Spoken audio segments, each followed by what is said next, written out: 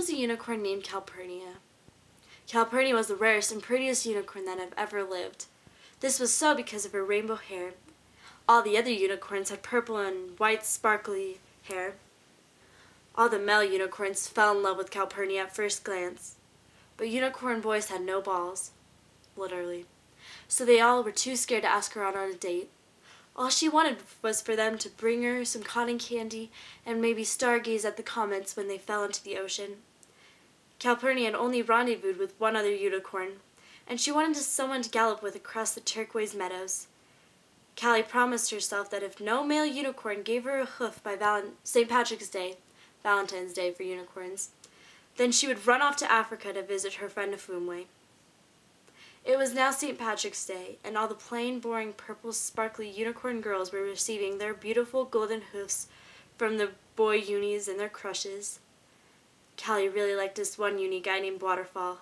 She admired Waterfall's beautiful bloom made from afar for the past 2 micro weeks, and she wanted his golden hoof. But disappointment hit her when Waterfall gave his hoof to someone else. She was horrified.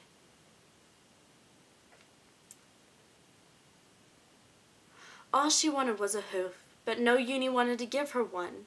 She galloped away to Kanisha, a spot in unicorn land where all the black trees lived. Kanisha was a black forest of dead love. No unicorn ever wanted to visit there because unicorns only like to be in colorful surroundings. Callie knew this, and that's why she went there. But as she sat down on her knees, she looked to her left, and there she saw a male uni. She knew this uni very well. She had stargazed at him for months in our time.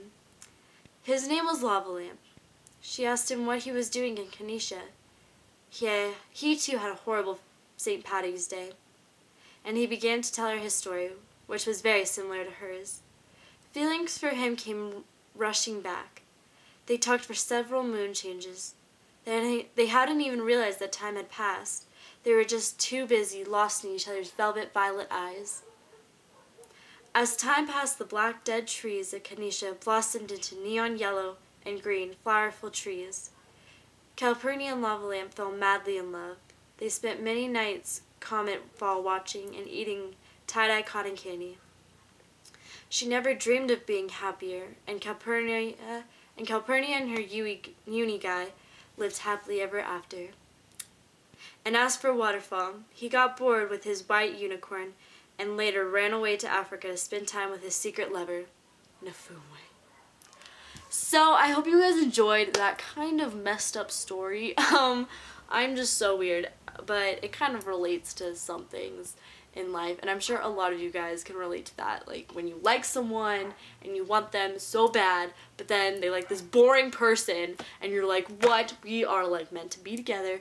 And then when you're like busy looking for or trying to chase after that perfect person, you realize that there's someone sitting in a dead Kanisha forest waiting for you to love them back. And they've had also bad luck with love.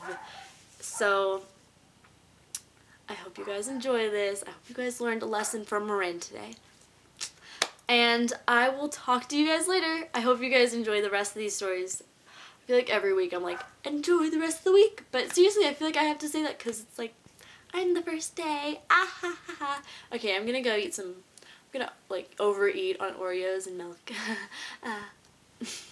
Bye guys.